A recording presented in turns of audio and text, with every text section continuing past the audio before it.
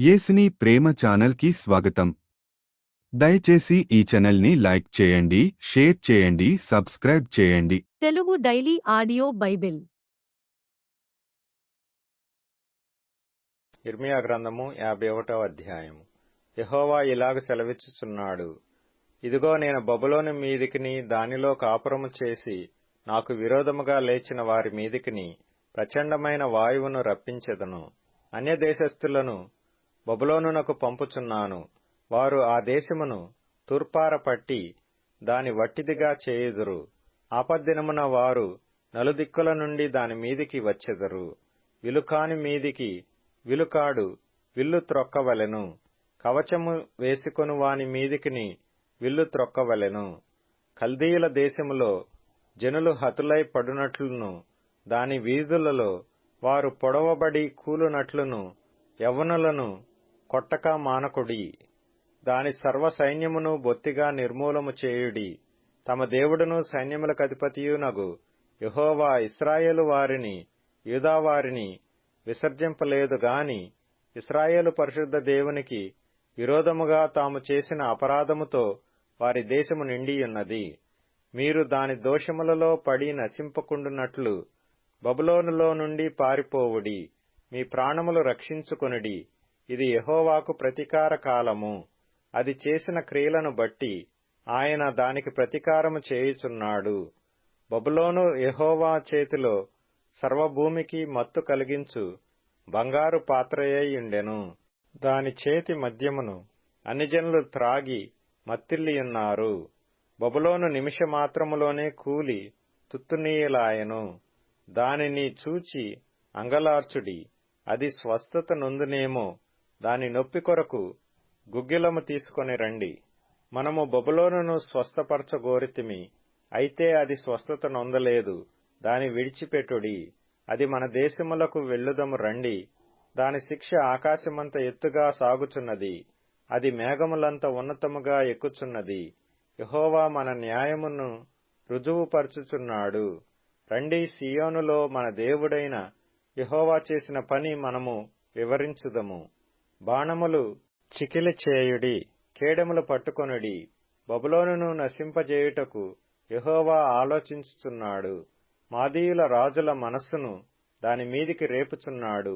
అది యెహోవా చేయు ప్రతిదండన, తన మందిరమును గూర్చి ఆయన చేయు ప్రతిదండన. బబులోను ప్రాకారముల మీద పడుటకై ధ్వజము నిలువబెట్టుడి. కావలి బలము చేయుడి. కావలి వారిని పెట్టుడి. మాటులను సిద్ధపరచుడి. బబులోను నివాసులను గూర్చి తాను సెలవిచ్చిన దానిని బట్టి యెహోవా తీర్మానము చేసిన పని తాను జరిగింపబోవుచున్నాడు. విస్తార జలముల యొద్ద నివసించుదానా, నిధుల సమృద్ధి గలదానా, నీ అంతము వచ్చినది. అన్యాయ లాభము నీకిక దొరకదు. గొంగలి పురుగులంత విస్తారముగా మనుషులతో నేను నిన్ను నింపినను శత్రువులు నీ మీద కేకలు వేయుదురు. నా జీవము తోడని సైన్యములకధిపతియగు యెహోవా ప్రమాణము చేయుచున్నాడు. ఆయన తన బలము చేత భూమిని సృష్టించెను. తన జ్ఞానము చేత ప్రపంచమును స్థాపించెను. తన ప్రజ్ఞ చేత ఆకాశమును విశాలపరచెను. ఆయన ఆజ్ఞ ఇయ్యగా జలరాశులు ఆకాశ మండలములో పుట్టును. భూమి అంత భాగములలో నుండి ఆయన ఆవిరి ఎక్కచేయును. వర్షము కలుగునట్లుగా ఆయన మెరుపులు పుట్టించును. తన ధనాగారములలో నుండి గాలిని రావించును. తెలివిలేక ప్రతి మనుష్యుడు పశుప్రాయుడు. పోతపోయి ప్రతివాడును తాను చేసిన విగ్రహమును బట్టి అవమానమొందును. అతడు పోత పోసినది మాయారూపము, దానిలో ప్రాణమేమీయూ లేదు. అవి ఆశను చెడగొట్టు మాయాకార్యములు. విమర్శ కాలమున అవి నశించిపోవును. యాకోబునకు స్వాస్థ్యమగువాడు వాటి వంటి వాడు కాడు. ఆయన సమస్తమును నిర్మించువాడు. ఇశ్రాయేలు ఆయనకు స్వాస్థ్యముగానున్న గోత్రము. సైన్యములకధిపతియగు యెహోవా అని ఆయనకు పేరు. నీవు నాకు గండ్రగొడ్డలి వంటి వాడవు, యుద్ధాయుధము వంటి వాడవు. నీ వలన నేను జనములను విరుగగొట్టుచున్నాను. నీ వలన రాజ్యములను విరుగగొట్టుచున్నాను. నీ వలన గుర్రములను రౌతులను విరగగొట్టుచున్నాను. నీ వలన రథములను వాటి నెక్కిన వారిని విరుగగొట్టుచున్నాను. నీ వలన స్త్రీలను పురుషులను విరుగగొట్టుచున్నాను. నీ వలన ముసలివారిని బాలురను విరుగగొట్టుచున్నాను. నీ వలన యవ్వనులను కన్యకలను విరుగగొట్టుచున్నాను. నీ వలన గొర్రెల కాపరులను వారి గొర్రెల మందలను విరుగగొట్టుచున్నాను. నీ వలన దున్నువారిని వారి దుక్కిటెద్దులను విరుగగొట్టుచున్నాను. నీ వలన ఏలికలను అధిపతులను విరుగగొట్టుచున్నాను. బబులోనును కల్దీయుల దేశ నివాసులను మీ కన్నుల ఎదుట సీయోనులో చేసిన కీడంతటికీ నేను వారికి ప్రతీకారము చేయుచున్నాను. ఇదే యెహోవా వాక్కు. సర్వభూమిని నశింపజేయు నాశన పర్వతమా, నేను నీకు విరోధిని. ఇదే యెహోవా వాక్కు. నేను నీ మీదికి నా చేయి చాపి శిలలపై నుండి నిన్ను క్రిందికి దొరలించుదును. చిచ్చు పెట్టిన కొండవలే ఉండజేయుదును. మూలకు గాని పునాదికి గాని నీలో నుండి ఎవరునూ రాళ్లు తీసుకొనరు. నీవు చిరకాలము పాడైయుందువు. ఇదే యెహోవా వాక్కు. దేశంలో ధ్వజముల నెత్తుడి, జనములలో బాకానాదము చేయుడి. దాని మీదికి పోవుటకై జనములను ప్రతిష్ఠించుడి. దానిమీద పడుటకై అరారాతు, మిన్నీ, అష్కనజు అను రాజ్యములను పిలిపించుడి. దాని మీదికి జనులను నడిపించుటకై రోమము గల గొంగళి పురుగులంత విస్తారముగా గుర్రములను దాని మీదికి రప్పించుడి. దాని మీదికి పోవుటకై మాదీయుల రాజులను, వారి అధిపతులను, వారి ఏలికలను, అతడు ఏలుచుండు సర్వదేశమును, జనులనందరినీ ప్రతిష్ఠించుడి. భూమి కంపించుచున్నది, నొప్పిచేత అది గిజగిజలాడుచున్నది. ఒక్క నివాసియు లేకుండా బబులోను దేశమును పాడుగా చేయవలనని బబులోనును గూర్చిన యెహోవా ఉద్దేశము స్థిరమాయెను. బబులోను పరాక్రమవంతులు యుద్ధము చేయక మానుదురు. వారు తమ కోటలలో నిలుచుచున్నారు. వారి పరాక్రమము బలహీనత ఆయను. వారును స్త్రీల వంటి వారైరి. వారి నివాస స్థలములు కాల్చబడుచున్నవి. వారి అడ్డగడియలు విరిగిపోయెను. అతని పట్టణమంతయు పట్టబడును. కోనేటి దూలములను జమ్మును అగ్నిచేత కాల్చబడును. దాని యోధులు దిగులుపడిరి అని బంట్రౌతు వెంబడి బంట్రౌతును, దూత వెంబడి దూతయు పరిగెత్తుచు బబులోను రాజునకు తెలియజేతురు. దాని రేవులు శత్రువశమాయెను. ఇశ్రాయేలు దేవుడును సైన్యములకధిపతియునగు యెహోవా ఇలాగు సెలవిచ్చుచున్నాడు. బబులోను పురము చదరము చేయబడిన కళ్ళము వలె ఆయెను. ఇక కొంతసేపటికి దానికి కోతకాలము వచ్చును. బబులోను రాజైన నెబుకద్రెజరు మమ్మును మృంగివేసెను, మమ్మును నుగ్గు చేసెను, మమ్మును వట్టికుండ వలె ఉంచియున్నాడు. భుజంగము మృంగునట్లు మమ్మును మృంగెను. మా శ్రేష్ఠ పదార్థములతో తన పొట్ట నింపుకొని మమ్మును పారవేసియున్నాడు. నాకును నా దేహమునకును చేయబడిన హింస బబులోను మీదికి ప్రతీకార రూపముగా దిగునుగాక అని సీయోను నివాసి అనుకొనును. నా ఉసురు కల్దీయ దేశ నివాసులకు తగులునుగాక అని యెరూషలేము అనుకొనును. యెహోవా ఇలాగ సెలవిచ్చుచున్నాడు. ఆలకించుము, నీ వ్యాజ్యమును నేను జరిగించుదును. నీ నిమిత్తము నేనే పగ తీర్చుకొందును. దాని సముద్రమును నేనెండకట్టుదును. దాని ఓటను ఇంకిపోజేయుదును. బబులోను నిర్జనమై కసువు దిబ్బలుగా ఉండును. నక్కలకు నివాస స్థలమగును. అది పాడై ఎగతాళికి కారణముగా ఉండును. వారు కూడి సింహముల వలె బొబ్బరింతురు. సింహముల పిల్లల వలె గుర్రుపెట్టుదురు. వారు సంతోషించి మేలుకొనక చిరకాలము నిద్ర నొందునట్లు వారు దప్పిగొనగా వారికి మద్యమునిచ్చి వారిని మత్తిల్లజేసెదను. ఇదే యెహోవా వాక్కు. గొర్రెపిల్లలు వదకుపోవునట్లును, మేకపోతులును పొట్టేళ్లును వదకుపోవునట్లును వారిని వదకు రప్పించెదను. శేషకు పట్టబడెను. జగత్ప్రసిద్ధమైన పట్టణము పట్టబడెను. బబులోను జనములకు విస్మయాస్పదమాయెను. సముద్రము బబులోను మీదికి వచ్చెను. ఆమె దాని తరంగముల ధ్వనితో నిండుకొనెను. దాని పట్టణములు పాడుగాను, ఎండిన భూమిగాను, అరణ్యముగాను, నిర్మానుష్యమైన భూమిగాను ఉండెను. ఏ నరుడునూ దాని మీదుగా ప్రయాణము చేయడు. బబులోనులోనే బేలును శిక్షించుచున్నాను. వాడు మృంగిన దానిని వాని నోట నుండి కక్కించుచున్నాను. ఇక మీదట జనములు వాని యొద్దకు సమూహములుగా కూడి రావు. బబులోను ప్రాకారము కూలును. నా జనులారా, మీరు దానిలో నుండి బయటకు వెళ్ళుడి. యెహోవా కోపాగ్ని నుండి తప్పించుకొనుడి. మీ ప్రాణములను రక్షించుకొనుడి. ఏటేటా వదంతి పుట్టుచూ వచ్చును. దేశములో బలాత్కారము జరుగుచున్నది. ఏలిక మీద ఏలిక లేచుచున్నాడు. దేశములో వినబడు వదంతికి భయపడకుడి. మీ హృదయములలో దిగులు పుట్టనీయకుడి. రాబోవు దినములలో నేను బబులోను యొక్క చెక్కిన విగ్రహములను శిక్షింతును. దాని దేశమంతయు అవమానము నొందును. జనులు హతులై దాని మధ్యను కూలెదరు. దానిని పాడుచేయువారు ఉత్తర దిక్కు నుండి దాని యొద్దకు వచ్చుచున్నారని ఆకాశమును భూమియు వాటిలోని సమస్తమును బబులోను గతిని గూర్చి సంతోషించును. ఇదే యెహోవా వాక్కు. బబులోను ఇశ్రాయేలులో హతులైన వారిని కూలజేసినట్లు సర్వభూమిలో బబులోను నిమిత్తము హతులైన వారు కూలుదురు. ఖడ్గమును తప్పించుకొనువారులారా, ఆలస్యము చేయక వెళ్ళుడి. దూరము నుండి మీరు యెహోవాను జ్ఞాపకము చేసుకొనుడి. యెరూషలేము మీ జ్ఞాపకమునకు రానియుడి. మేము దూషణ వాక్యము విని సిగ్గుపడియున్నాము. అన్యులు యెహోవా మందిరపు పరిశుద్ధ స్థలములలోనికి వచ్చియున్నారు. మా ముఖములు తెల్లబోవుచున్నవి. ఇదే యెహోవా వాక్కు. రాబోవు దినములలో నేను బబులోను యొక్క విగ్రహములను శిక్షింతును. ఆమె దేశమందంతటను గాయపరచబడిన వారు మూల్గుదురు. బబులోను తన బలమైన ఉన్నత స్థలములను దుర్గములుగా చేసుకుని ఆకాశమునకు ఎక్కినను పాడుచేయువారు నా యొద్ద నుండి వచ్చి దానిమీద పడుదురు. ఇదే యెహోవా వాక్కు. ఆలకించుడి. బబులోనులో నుండి రోదన ధ్వని వినబడుచున్నది. కల్దీల దేశములో మహానాశన ధ్వని వినబడుచున్నది. యెహోవా బబులోనును పాడుచేయుచున్నాడు. దాని మహాఘోషను అణచివేయుచున్నాడు. వారి తరంగములు ప్రవాహ జలముల వలె ఘోషించుచున్నవి. వారి ఆర్భాటము వినబడుచున్నది. బబులోను మీదికి పాడుచేయువాడు వచ్చుచున్నాడు.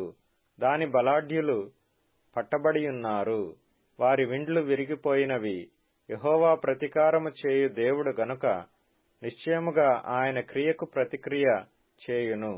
దాని అధిపతులను, జ్ఞానులను, అధికారులను, సంస్థానాధిపతులను, బలాఢ్యులను మత్తిల్లజేసెదను. వారు చిరకాల నిద్ర నొంది మేలు కొనకపోదురు. ఇదే రాజు వాక్కు. సైన్యములకధిపతియగు యెహోవా అని ఆయనకు పేరు. సైన్యములకధిపతియగు యెహోవా ఈ మాట సెలవిచ్చుచున్నాడు. విశాలమైన బబులోను ప్రాకారములు బొత్తిగా పడగొట్టబడును. దాని ఉన్నతమైన గుమ్మములు అగ్నిచేత కాల్చివేయబడును. జనములు వృధాగా ప్రయాసపడుచున్నారు. అగ్నిలో పడుటకై ప్రయాసపడుచున్నారు. ప్రజలు చూచి అలయుచున్నారు. సిద్కియా ఏలుబడియందు 4వ సంవత్సరమున సెరాయా దండు భోజన సామగ్రికి అధికారియయుండి సిద్కియాతో కూడా బబులోనునకు వెళ్ళినప్పుడు నేరియా కుమారుడును మహనయ్య మనమడునైన ఆ సెరాయాకు యిర్మీయా ఆజ్ఞాపించిన మాట. యిర్మీయా బబులోను మీదికి వచ్చు అపాయములన్నిటినీ, అనగా బబులోనును గూర్చి వ్రాయబడిన ఈ మాటలన్నిటినీ గ్రంథములో వ్రాసెను. కాగా యిర్మీయా సెరాయాతో ఇట్లనెను: నీవు బబులోనునకు వచ్చినప్పుడు ఈ మాటలన్నిటినీ చదివి వినిపించవలెను. ఈలాగున నీవు ప్రకటింపవలెను: యెహోవా మనుషులైనను జంతువులైనను మరి ఏదైనను ఈ స్థలమందు నివసింపకపోవుదురనియు అది నిత్యము పాడుగా నుండుననియు దానిని గూర్చి నీవు సెలవిచ్చితివి. ఈ గ్రంథమును చదివి చాలించిన తరువాత నీవు దానికి రాయి కట్టి యూఫ్రటీసు నదిలో దాని వేసి, నేను దాని మీదికి రప్పింపబోవుచున్న అపాయముల చేత బబులోను మరలా పైకి రాలేక అలాగే మునిగిపోవును, దాని జనులు అలసియుందురు అను మాటలు నీవు ప్రకటింపవలెను. యిర్మీయా యొక్క మాటలు ఇంతటితో ముగిసెను. యిర్మీయా గ్రంథము 52వ అధ్యాయము. సిద్కియా ఏలనారంభించినప్పుడు అతడు 21 సంవత్సరముల వాడు. అతడు యెరూషలేములో 11 సంవత్సరములు ఏలెను. అతని తల్లి పేరు హమూటలు. ఈమె లిబ్నా ఊరివాడైన యిర్మీయా కుమార్తె. యెహోయాకీము నడిచిన చెడ్డ నడత ప్రకారముగా సిద్కియాయు యెహోవా దృష్టికి చెడ్డ నడత నడిచెను. యెహోవా కోపపడి తన ఎదుట నుండకుండా వారిని తోలివేయునంతగా ఆ చర్య యెరూషలేములోను యూదాలోను జరిగెను. సిద్కియా బబులోను రాజు మీద తిరుగుబాటు చేయగా అతని ఏలుబడియందు 9వ సంవత్సరము 10వ నెల 10వ దినమున బబులోను రాజైన నెబుకద్రెజరు తన సైన్యమంతటితో యెరూషలేము మీదికి వచ్చి దానికి ఎదురుగా దండు దిగినప్పుడు పట్టణమునకు చుట్టూ కోటలు కట్టిరి. అలాగు జరుగగా సిద్కియా ఏలుబడియందు 11వ సంవత్సరము వరకు పట్టణము ముట్టడిలో నుంచబడెను. 4వ నెల 9వ దినమున క్షేమము పట్టణములో హెచ్చుగానున్నప్పుడు దేశ ప్రజలకు ఆహారము లేకపోయెను. పట్టణ ప్రాకారములు పడగొట్టబడగా సైనికులందరూ పారిపోయి రాజు తోటకు దాపైన 2 గోడల మధ్యనున్న ద్వారపు మార్గమున రాత్రియందు పట్టణములో నుండి బయలు వెళ్ళిరి.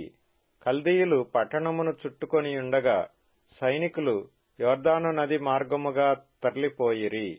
కల్దీయుల దండు సిద్కియా రాజును తరిమి యెరికో మైదానములో అతని కలుసుకొనగా అతని దండంతయు అతని యొద్ద నుండి చెదరిపోయెను.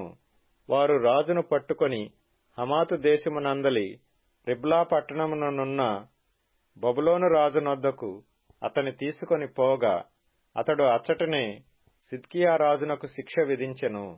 బబులోను రాజు సిద్కియా కుమారులను అతని కన్నుల ఎదుట చంపించెను. మరియు అతడు రిబ్లాలో యూదా అధిపతులనందరినీ చంపించెను. బబులోను రాజు సిద్కియా కన్నులు ఊడదీయించి 2 సంకెళ్లతో అతని బంధించి బబులోనునకు అతని తీసుకొని పోయి మరణమగు వరకు చెరసాలలో అతని పెట్టించెను. 5వ నెల 10వ దినమున అనగా బబులోను రాజైన నెబుకద్రెజరు ఏలుబడియందు 19వ సంవత్సరమున బబులోను రాజు ఎదుట నిలుచు నెబూజరదానను రాజదేహ సంరక్షకుల అధిపతి యెరూషలేమునకు వచ్చెను.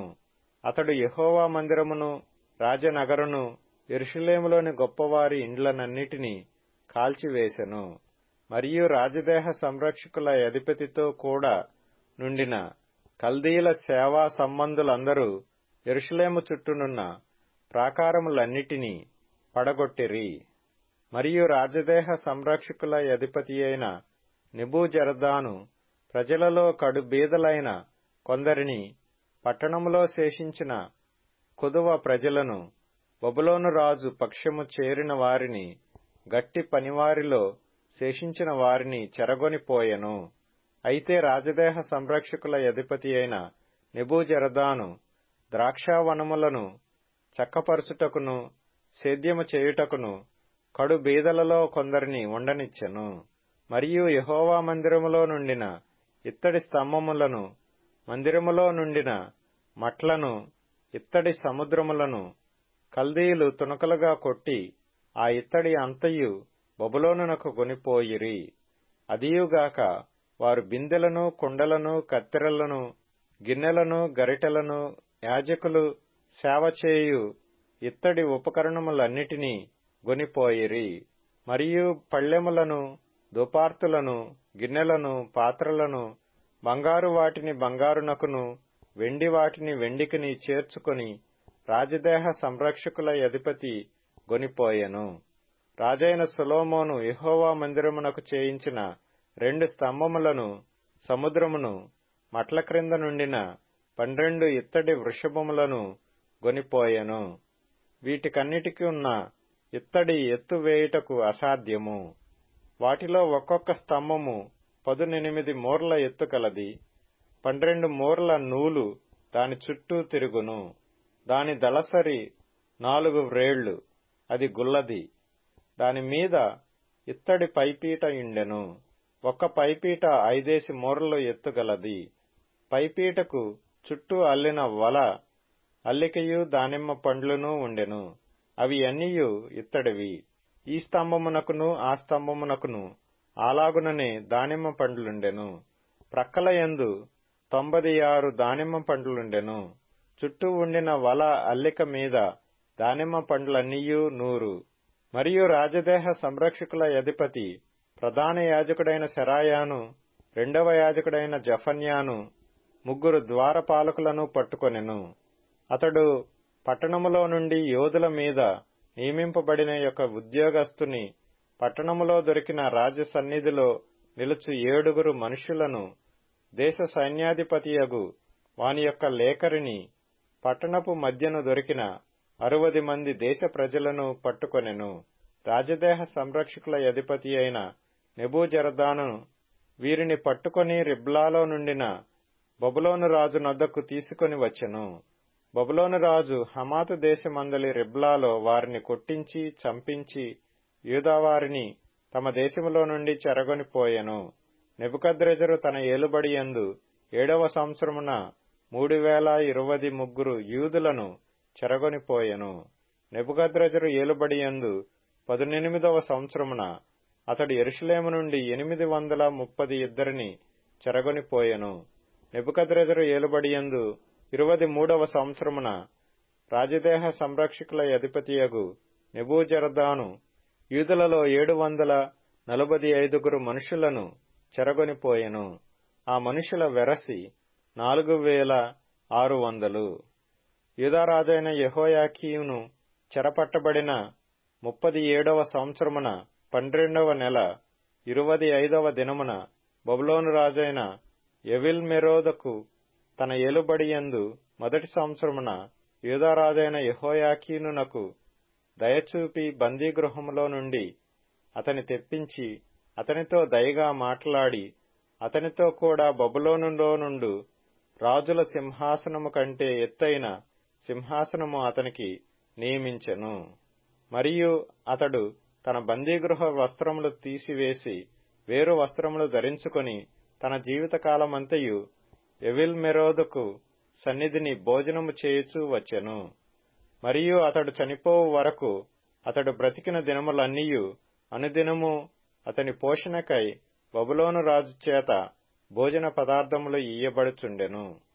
హెబ్రీయులకు రాసిన పత్రిక 6వ అధ్యాయం.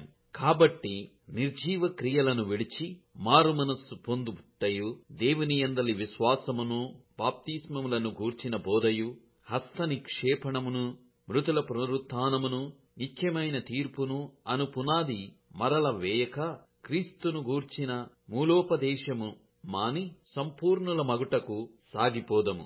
దేవుడు సెలవిచ్చిన ఎడల మనమాలాగు చేయుదము.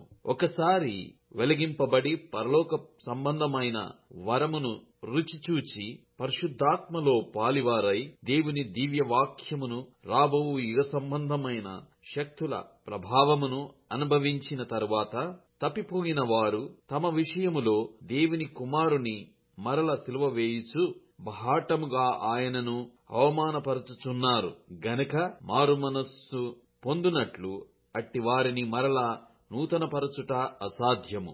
ఎట్లనగా భూమి తన మీద తరచుగా కురియు వర్షమును త్రాగి ఎవరి కొరకు వ్యవసాయము చేయబడునో వారికి అనుకూలమైన పైరులను ఫలించుచు దేవుని ఆశీర్వచనము పొందును.